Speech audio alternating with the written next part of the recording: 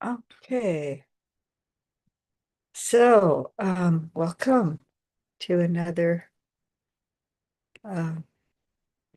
sutta study, and today we're going to look at the gradual path. This is a important. Good welcome. Sutta. Um, there's this pattern that recurs in the suttas, and it's a gradual training, and it sounds like it's to the monks in the suttas. But there's a lot of that can be applied to everyone. It's people from all walks of life. You just have to kind of see it in the context of the life that you're living. But there's a lot of important elements in this gradual training. I chose this particular sutta because of the similes that it has on the hindrances, but you can see with the gradual training how it leads up to working with the hindrances directly. You're starting from the very beginning of the path, even though they may not be labeled particularly as these 5 hindrances, that they're still indicating that we're working with the unwholesome drives, kind of mental states that drive us in a particular way and distract us from our meditation and hinder us in a lot of different ways.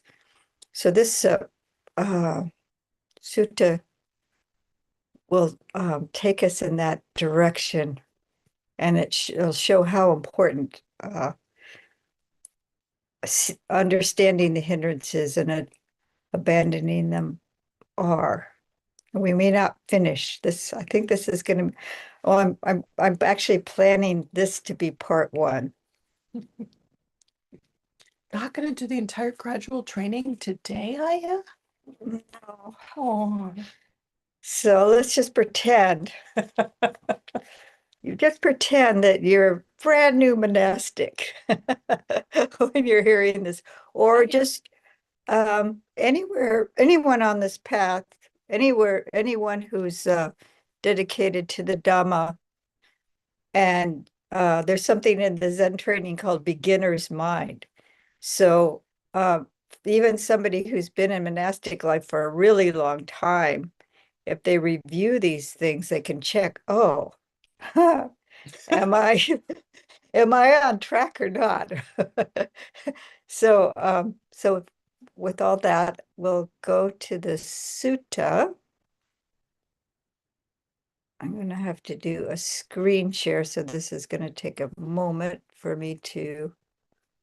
There it is. There's the sutta. I'm going to go back to screen share. Okay, here it is. This should be it. So I think everyone can see that. Let's move this there. And I can see the sutta myself. So you can see, okay, that's there. I have to get up to the top. This is the longer discourse at Asapura. And asa is a word for horse. And I think it's a company, it's a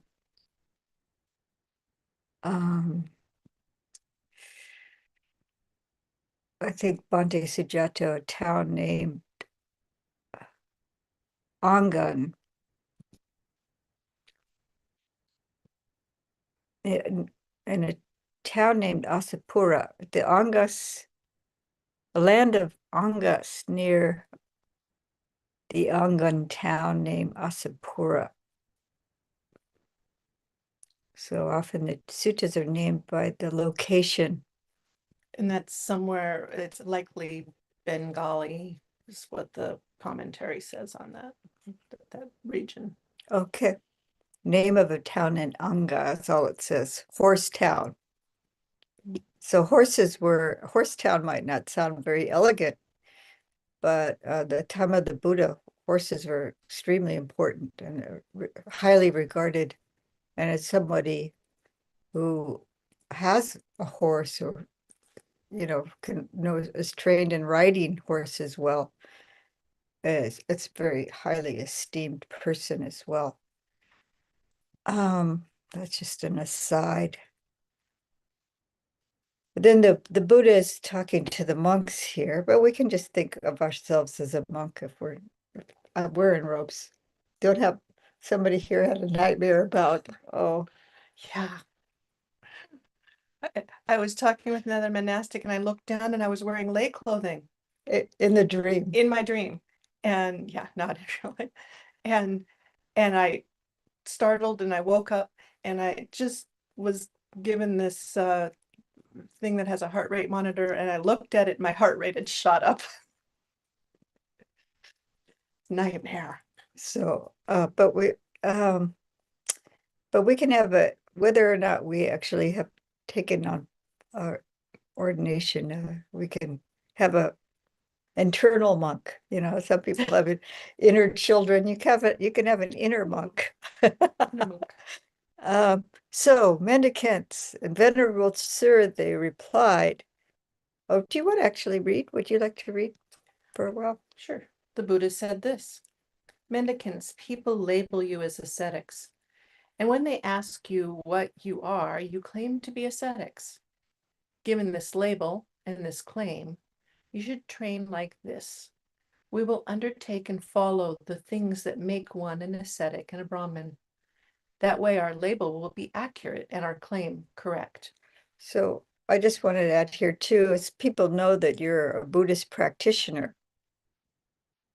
And if you're representing, especially people, they're lay teachers, but also people in your family may know that you're a practicing Buddhist. So this is, to be an authentic practitioner, to be just really holding the teaching well.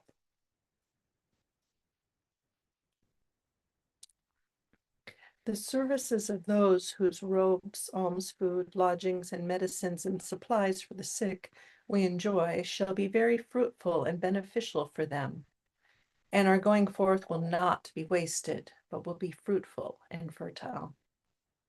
So this people in faith offering to the Buddhist monastics want to know that the monastics are behaving themselves well, because who are they going to want to support? The ones that are kind of mischievous and unscrupulous, or the ones that are keeping their sila well, etc. And what are the things that make one an ascetic and a Brahmin? You should train like this. We will have conscience and prudence. Now, mendicants, you might think, we have conscience and prudence. This is sufficient. Enough has been done. We have achieved the goal of life as an ascetic. There's nothing more to do. And you might rest content with just that much. I declare this to you, mendicants. I announce this to you. You who seek to be true ascetics, do not lose sight of the goal of the ascetic life, where there is still more to do. Okay, let's maybe pause just for a minute and go to this document. So this is showing this consciousness and prudence. Okay, this is the opposite here. This is from the connected discourses on the path. And it says, because ignorance is the forerunner and the entry upon unwholesome states, with shamelessness and fearlessness of wrongdoing following along. So this is the opposite. And here, mendicants, ignorance. That was Bhante Bodhi's translation, just a little clip from it. Mendicants' ignorance precedes the attainment of unskillful qualities with lack of conscience and prudence following along. This is avijja, is ignorance. And then we have ahirikam, anopatam. And this is an ignoramus or foolish person. This is Padisujato's translation. Sunk in ignorance gives rise to wrong view. Wrong view produces wrong thought. So this is miccha ditti, miccha sankappo. And so here we have ahirika, shameless, unashamed, without conscience, lack of conscience, shamelessness. And this anopat,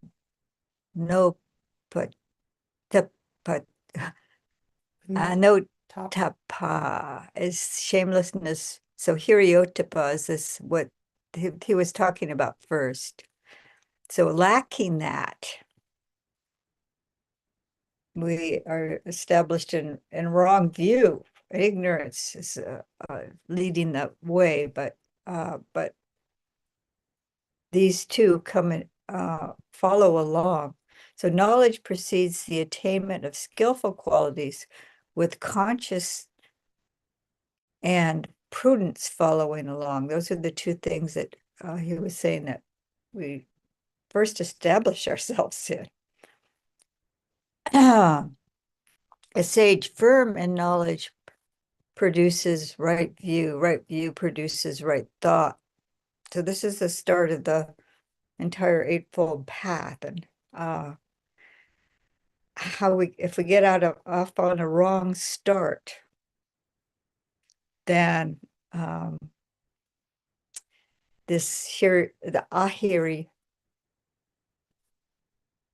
ahirika and anotapa, these are the opposite of what we should be cultivating, will follow along. So we can go back to the sutta.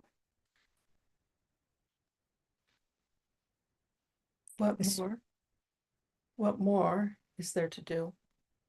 You should train like this. Our bodily behavior will be pure, clear, open, neither inconsistent nor secretive. And we won't glorify ourselves or put others down on account of our pure bodily behavior. Now, mendicants, you might think, we have conscience and prudence, and our bodily behavior is pure. This is sufficient. I declare this to you, mendicants. I announce this to you. You who seek to be true ascetics, do not lose sight of the goal of the ascetic life. Well, there is still more to do. So this is interesting. And I think the purity of our sila is one thing, but then this happens in monastic life as well as probably in lay life. And we don't want to have conceit arise, that we won't glorify ourselves or put others down. So we may be keeping our sila pure, but then we're missing the point if we have an ego trip about. Yeah.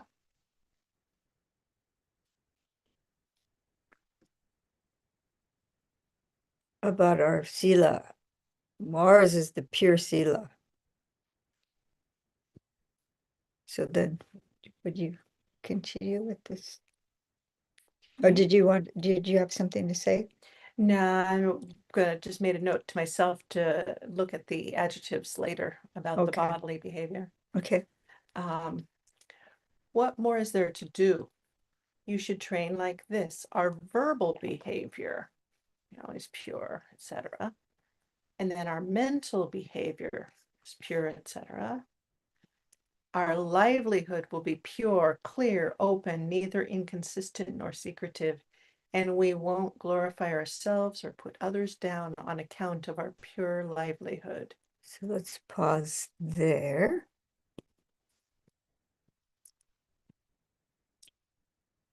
So this is the first category, is our conduct and livelihood.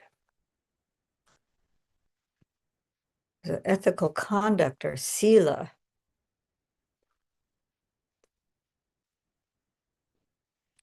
So- Body, speech, and mind, and then livelihood.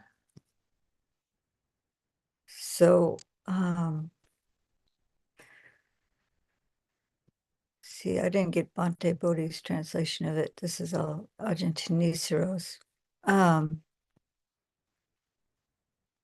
So here's the Hiriotapa again. And there's this pari pseudo. And Nyanika is smiling. What does that make you think of when you hear that word? We every moon day have to declare our purity as monastics, and so that means that any little wrongdoings that we've done that are for bhikkhunis in the 311 rules, for bhikkhus it's 227, 7, I think. something like that. Yeah. I was like, wait a minute, it might be too early in the morning to remember that number. Anyway, the number of rules, and so for lay people that would often be 5 or 8, and we make any confession toward what we've done so that we have purity with the rules.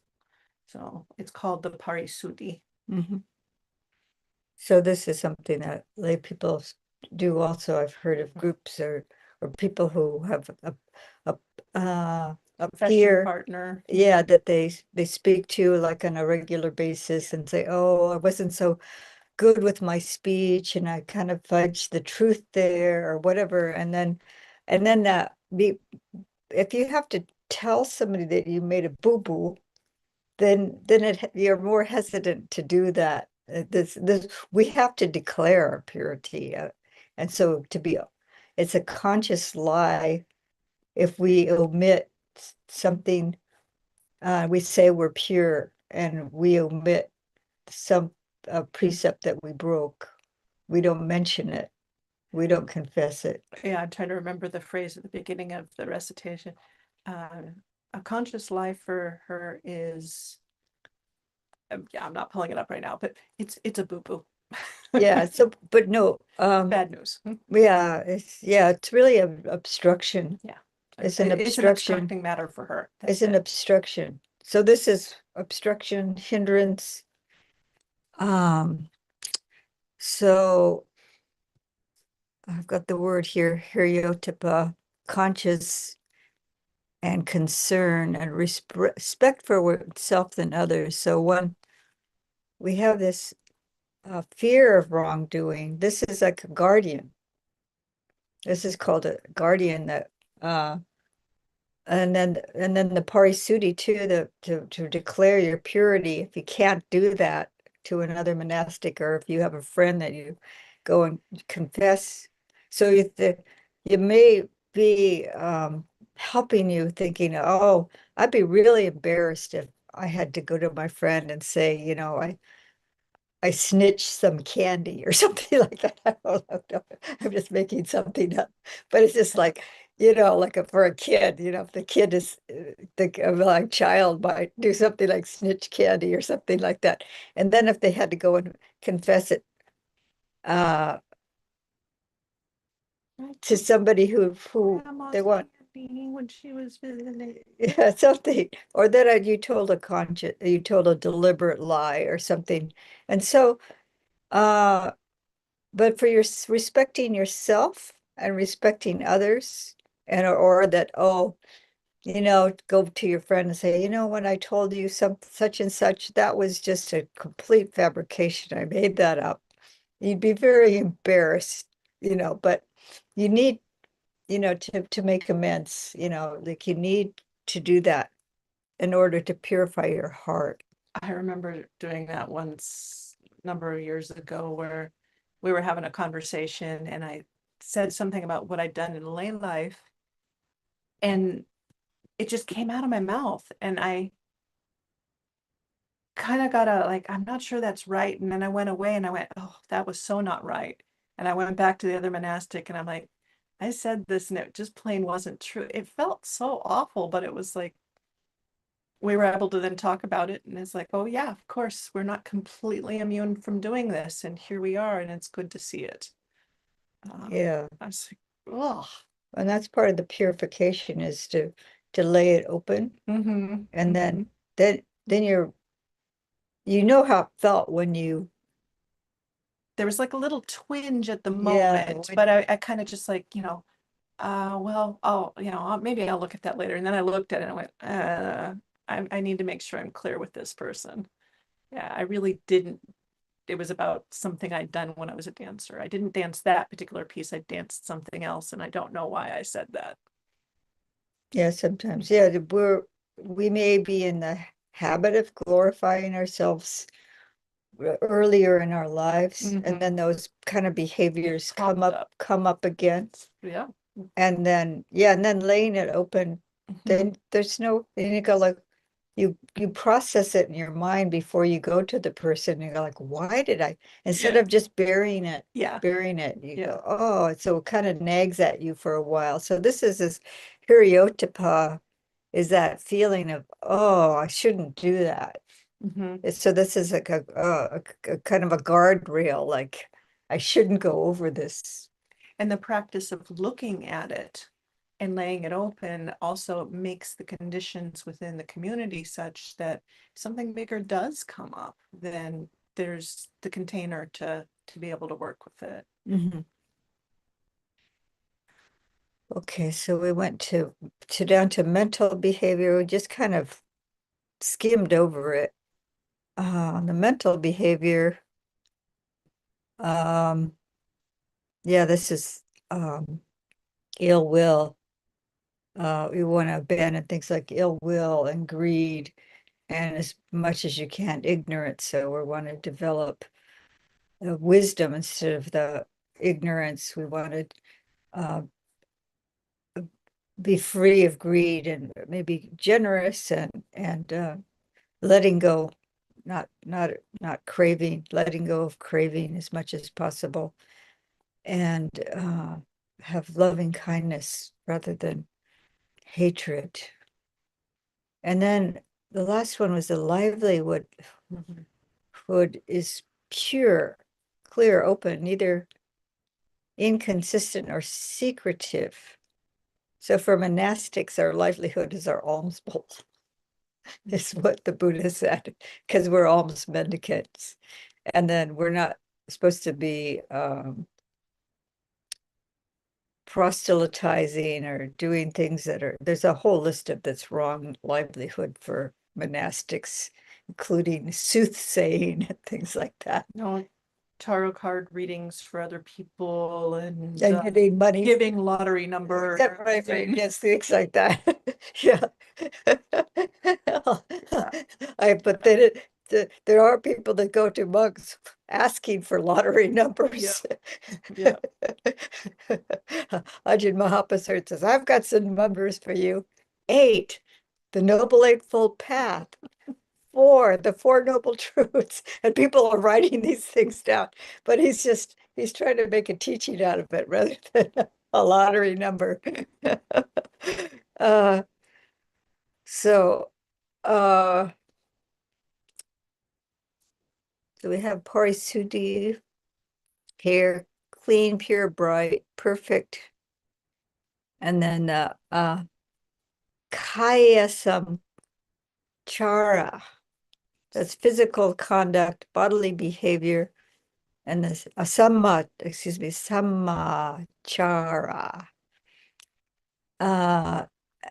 And there's Vacha Samchara, way of speaking, communication is pure. This is so important. And the mental conduct being pure, these two strongly influence, well, the mental, of course, influences everything. But what thoughts we have come out in speech often. And then there's jiva with livelihood, mode of living, way of life, way of earning a living. And so there's some jiva, and that's correct livelihood, right mode of earning a living. So this is a factor of the Noble Eightfold Path. So we have, he's not talking directly about the Noble Eightfold Path, but it's here. Because you have right speech, right thought, right livelihood. So this is all with our physical and mental conduct. You can say right action for, the kaya as well. Yeah. Thank you. Yeah. Right action. I meant to mention that, but all that is there.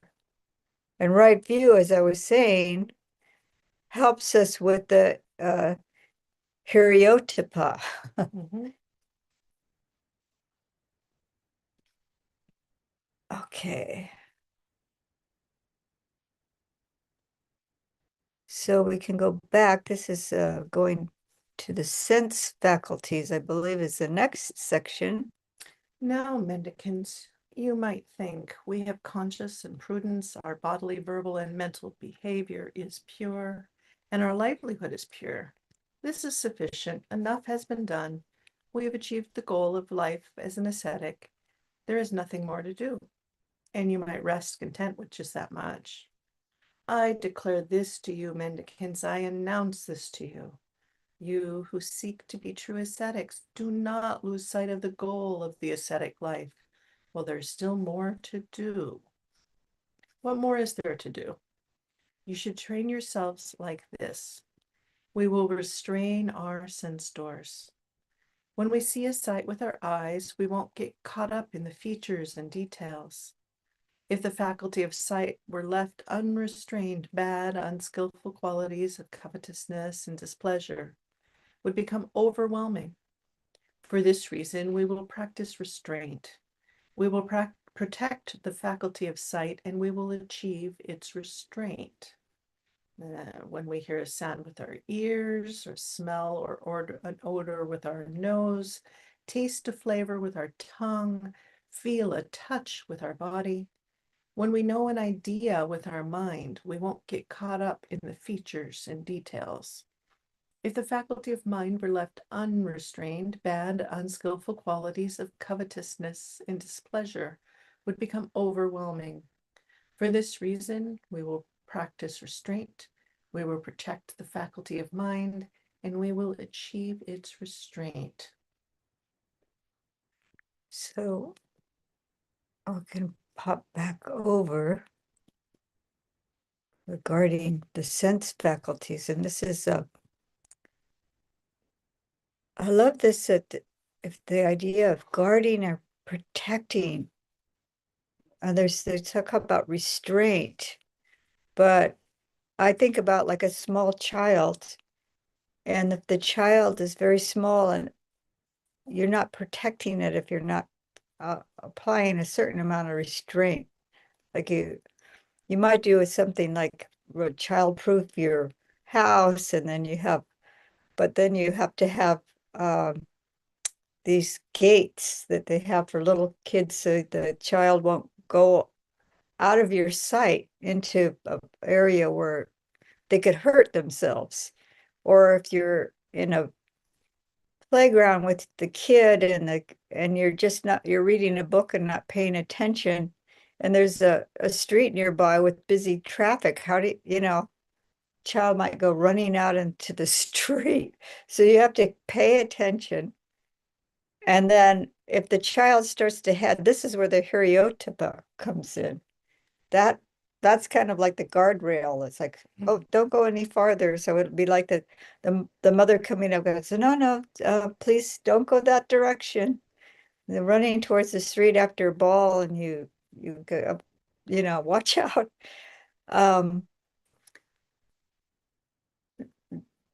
Yeah, or taking the child by the hand and helping them across, to get the ball in the street or something, but this is a protection. So it says, what more? Do you want to read the Bhante Bodhi's translation here? This part? Yeah. Yeah.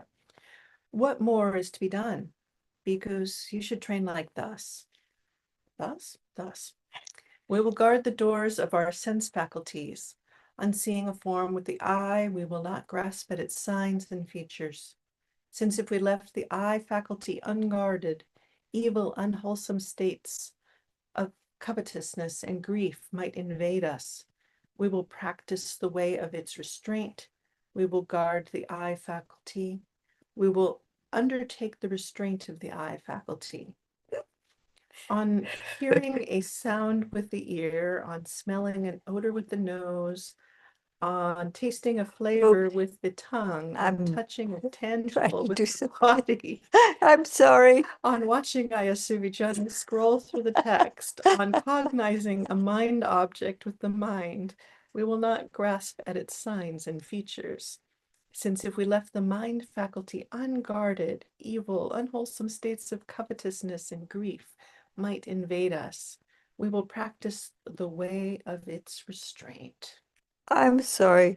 That was distracting. What I was It was trying, just an example, right? It was just an example. well, I was trying to highlight the covetousness and grief. So what is covetousness and grief? Well, there are a number of interpretations, but my understanding is it's basically a shorthand for the hindrances.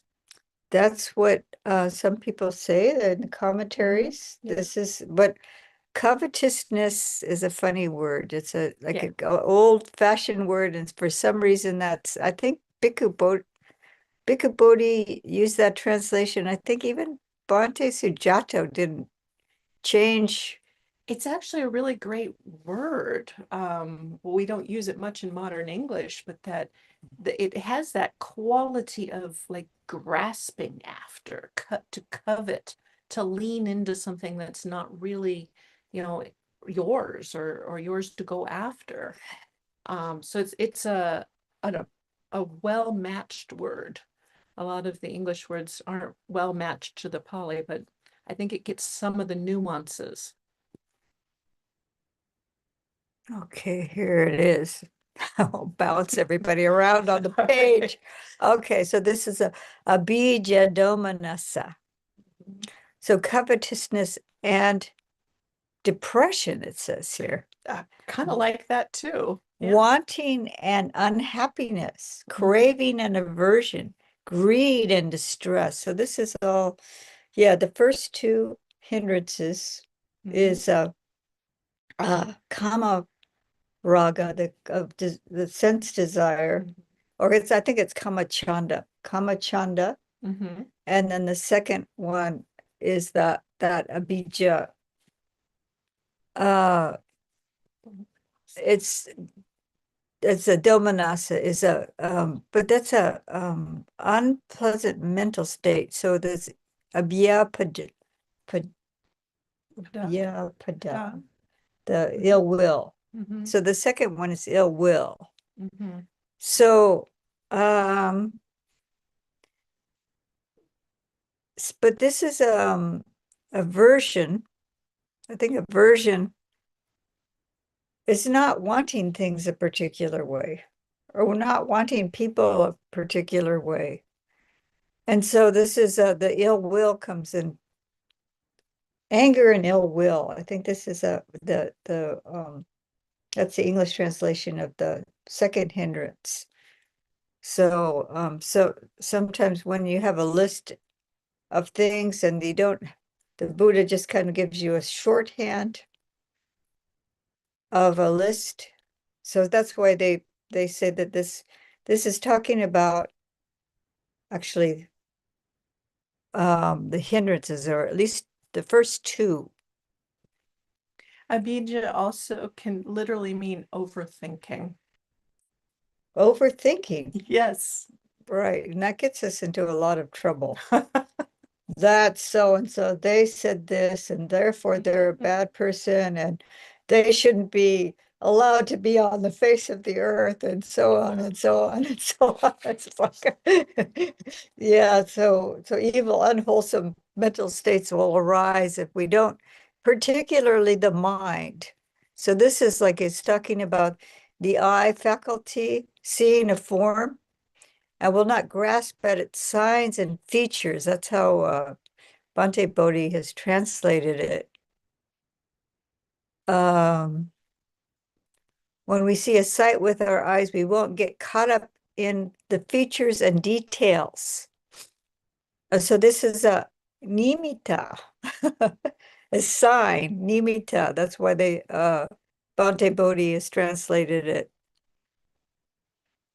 as sign. So the way I heard it described is that you see a person, right?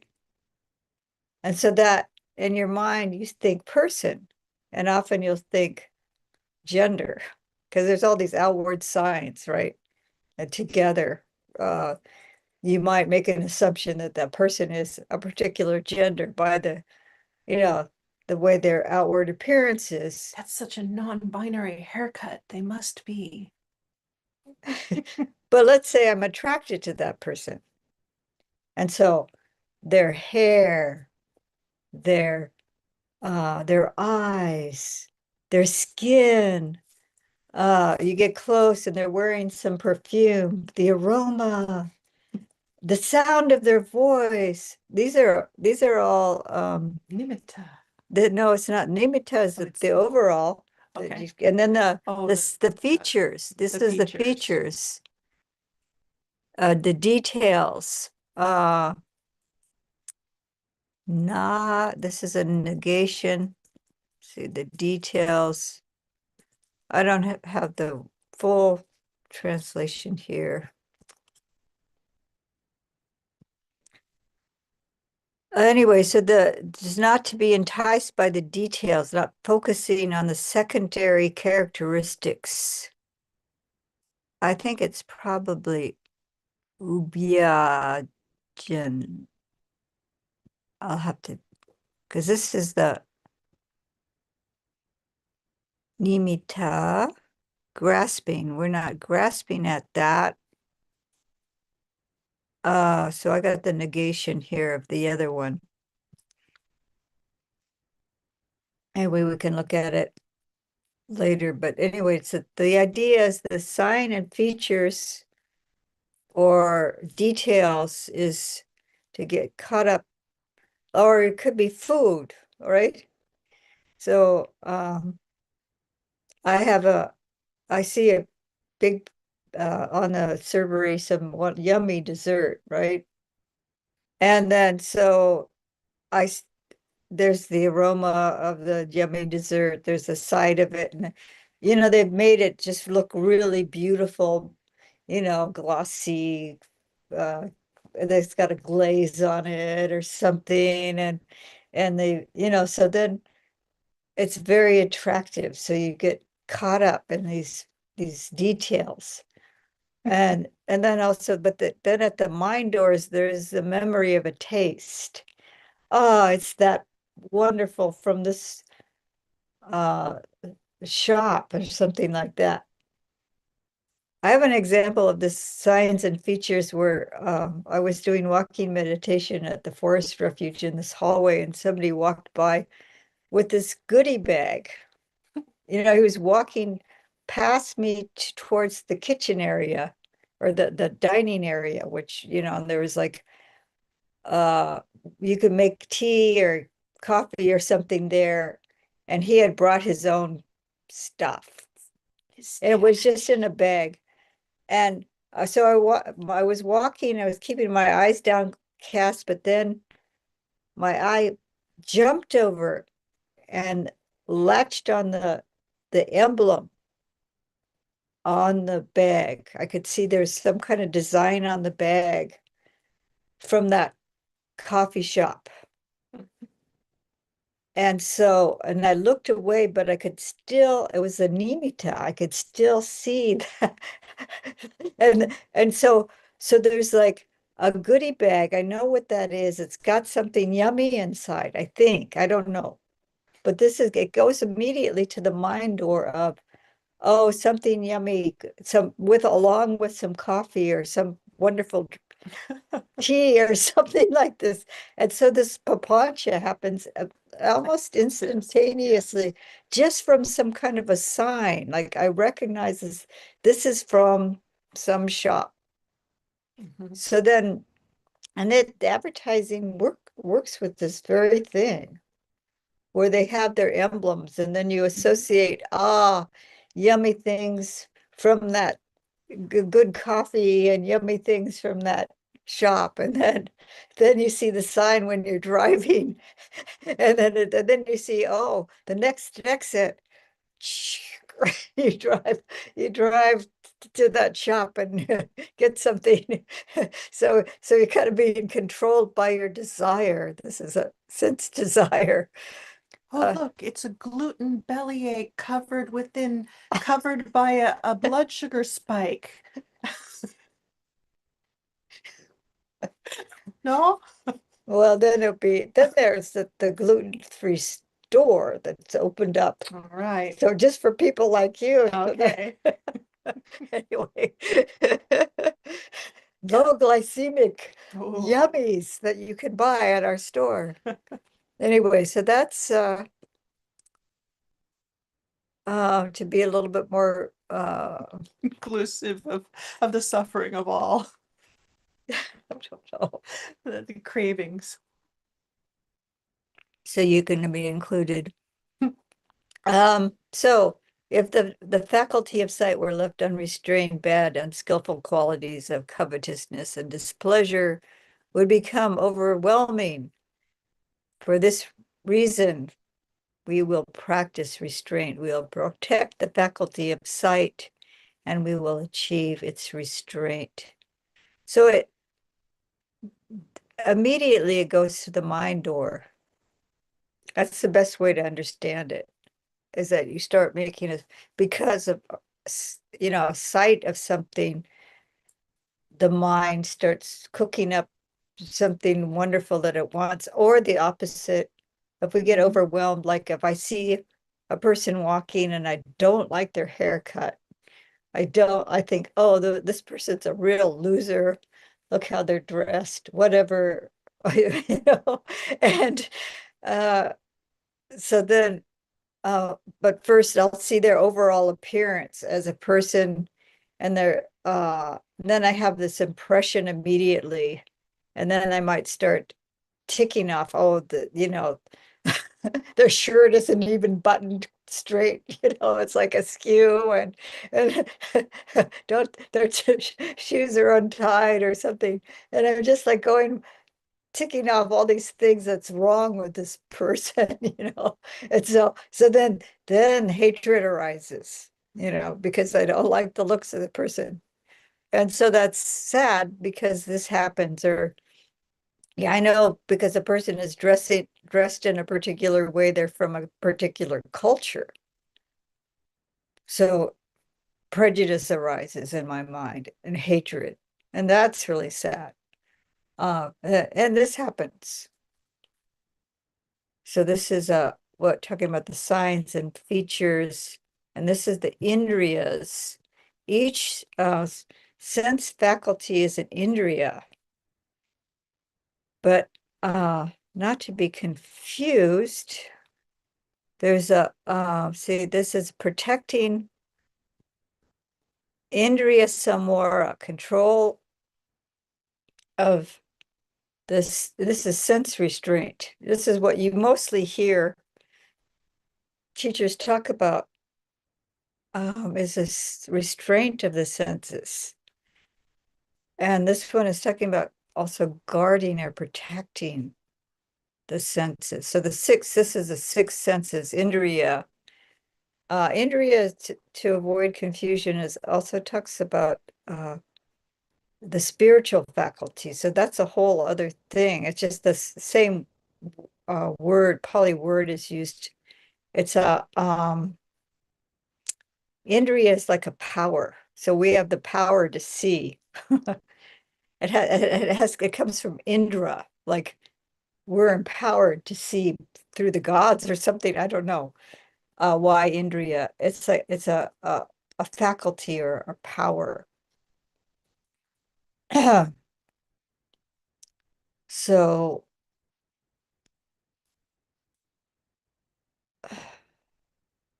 this is unrestrained, asamvuta, uncontrolled, unguarded. So you can see samvara comes from that. And so there is that sense of protecting. The protection is that guardrail to protect us from going too far, going out of control, into danger. So how are we doing on time? 12 minutes. Okay, so the mind, I looked at the translation for the mind, manas, is what we're is of the faculty of mental faculty or intellect. And I forget how many came underneath manas, but Dhamma is a mental phenomena, thought. This is what the Ajahn Sujata translates as idea is Dhamma. So we have the mind faculty and know an idea. So this is, so like I was saying, we have at the physical senses, contact, there's a sight or sound or smell or something. And immediately, if it's talking about restraining that, but it's, we're monitoring it with our mind. Because like a dog might smell something that's wonderful to them, and they'll go right after it. They don't, unless there's somebody, you have a leash on your dog and the dog is going towards another dog because their sense of smell is really strong and they're going to want to sniff the other dog right away, or they smell some wonderful food. And I've been at places where somebody didn't control their dog and the dog knocks over the table with all the food, trying to get at the food. So the sense of smell drove that dog to jump on the table and knock it over. So this is the mental faculty is what monitors all that. We get trained as children, and then we start learning for ourselves what's a bad idea and what's a good idea after we've had some kind of contact, at one of our sense gates or sense doors. So then the mental phenomena that arises, or the mental states, and here it says Dhamma is matter thing. There's like, what did I say? 7 definitions listed for Dhamma. 17. 17, I mean, 17. You're right. 17 listed for Dhamma, and I didn't mention how many. I think it was 20, maybe. I don't know for mind, but I had. Right, that's the different versions of mind. For mana, it's not as many, but Oh, well, when you look at across all of them, yeah. no, this all across for Dhamma and all across for mind. This is these are the most complicated ones. Yeah.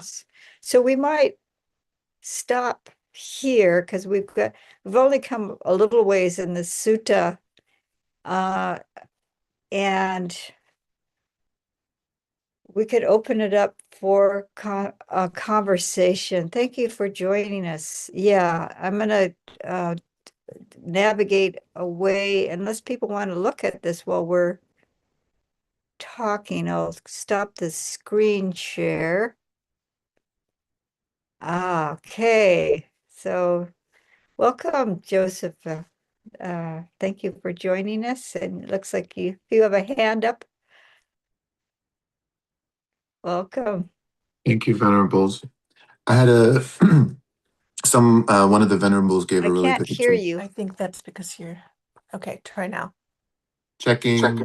sadhu, sadhu, Okay. sadhu. Okay, thank It you. might have been on our side. So, but please repeat it so we can hear you. It's good to see you well and happy. Thank you for sharing the Dhamma. A wonderful example came up. I wanted to talk about sense restraint. So I saw an opportunity. So my intention for asking this question is to develop empathy and compassion. So that's my intention.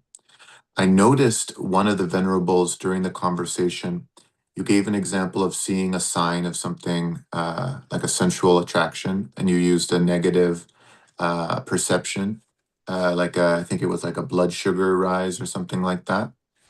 Now, here's what I saw arise that I'd love to confess and share with the Sangha, and then we can maybe work with it if that's okay. I would notice that the potential for anger arose. Having heard that example of a blood sugar, it felt like the equivalent of spitting in someone's food mentally, right? So if someone is attached to sensual pleasures as their means their happiness, then that perception would cause empathetic distress to arise. So really, this is something I'm working on as an individual. So this is coming as a confession of something that arises with me. So I saw the blood spike, the diabetic distress quite clearly in my mind. And I got distressed because this is set up with the other venerable before. Still working on how to work with this. So if that could factually be an antidote for, that's the sign of the repulsive, right? Correct? That you used as a way to kind of let go of lust. And so now I'm noticing, okay, anger is arising on my side because I feel like, oh, I've been handed this perception of suffering that I didn't ask for, and it feels painful. Now, how do I have to process this? So this is a confession about what I would like to work on in my own practice as an individual. And just in brief to end, I received a teaching from reading one of Bhikkhu Bodhi's books that I want to see if this applies. So when greed arises for an attractive object, for attractive being, the antidote is a subha. For greed towards an object, it's impermanence. For hatred or ill will towards a being, it's loving kindness. And this is a new one that I would like to share. When ill will towards an object arises, the antidote is perceptions of the elements, contemplating the elements. And I'm wondering if when the blood sugar rises and I get this kind of perception of suffering, should I be like, oh, insulin is just water? You know what I mean? Or it's just blood flow. It's just the elements. Is that the antidote? Is that the sense restraint that you're talking about on the opposite end? Is that clear? Thank you for your patience. I was just processing this with spiritual friends. I'm going to just say a few words and then hand it over to Aya Yannicka because she's the one that made the comment. But yeah, it's pretty complex, Joseph, what you just mentioned. But I think if a person wants to guard themselves against eating what's going to be harmful to themselves, the memory of the blood sugar spike would be that would be a suba. I think this is ugly that my blood sugar will spike, and so I I I want to take care of myself. So I want to have loving kindness towards myself and not indulge in something I can see the greed, but I have the memory of the blood sugar spike and then the memory that this is harmful to myself, and then the memory that I want to take care of myself. So that it can be like a rapid succession of remembering the blood sugar spike that I've had in the past and how bad my body felt is loving kindness to myself. And then just so, but then aware that anger is arising, there could be this anger arising because for many reasons, but just I don't want to remember something bad that happened, and but being aware, just bringing awareness to the fact that anger has arisen can help diffuse the anger for some people. And if not, I think the loving kindness towards oneself, because, oh, that was painful. Oh, it's painful when my blood sugar is out of control. Mm. So then, but if you see somebody you love that's a diabetic harming themselves, and then compassion rather than being angry at them for indulging in sweets, it's like, you can do, you can be kind and to encourage them, but there's only so much you can do if they're harming themselves that way. It's did you want to say anything more? Well, I think that this phrasing, the covetousness and grief, this wanting and this depression, it is a really nice shorthand. And so it's a shorthand for that I'm experiencing in the heart, the body, the mind, that causes a contraction, a constriction, a shrinking, a pulling away, a leaning, an off-balancedness. And so whether the words, sugary, delightful, sweet, pull you off balance, or blood sugar spike, bellyache, pull you off balance, it's being pulled off balance. And that might be being pulled into the pull might be a pull of anger, or it might be a pull of despair, or it might be a pull of, oh, I like that, or oh yeah, that's me, or what it doesn't really matter. I think the Buddha's giving us a shorthand to basically say what's happening in your body, heart, mind right now, and is it in balance? And so for some of us, using a different perspective and perceptive quality of like viewing, so I liked croissants. And then once I kind of got the working with doctor and whatnot, figured out having a gluten intolerance, it's like my perception of the croissant changed. It's like eating that croissant will cause this physical sensation in the body that will not help my meditation practice, will not help my ability to function in the world. And so the perception changed. And it can be a skillful quality to say, to flip between perceptions to give me balance. So if I'm being pulled toward a croissant, then to bring in another perspective. And someone else may need to pull in a different kind of perspective. Oh, but I brought croissants for everybody. It made me really happy. Now I'm really sad that you're not going to eat them, to feel the off-balancedness of it.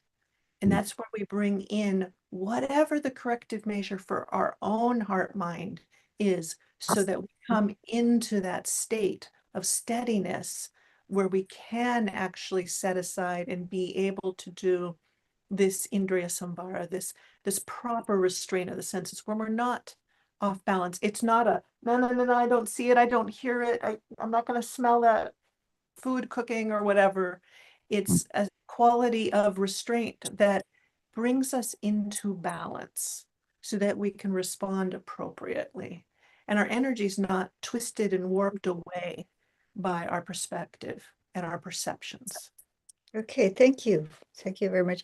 And one thing I wanted to mention too, hearing you talk, there's all that processing that we might be doing, but when we get to a point where the real restraint of the sense doors is, I see a croissant, I would just see croissant. Just see croissant. And then I would know that I just shouldn't take it, but there wouldn't be all this reverberation going on. Yeah. Yeah, so I would just see croissant. Mhm. And then not to eat. Yep. It's just like, And I'm there now, 10 years in. yeah, it takes a while. It takes a while. But to be aware, the awareness and the guarding and the protecting, this is the work that's done over time. And then yeah, but the ideal is just seeing, just hearing, just, or seeing and very quickly seeing the desire and then just say, okay, can't have it, go on without all that processing. Yep. Going on. Yep. So it is time. We can end with the refuges, and then we can stay on those who want to ask some questions. There may be questions that other people have. We can do, but we'll close the YouTube for now. So thank you so much, everyone, for your kind attention. We're going to pay respect to the Triple Gem if you wish to join us.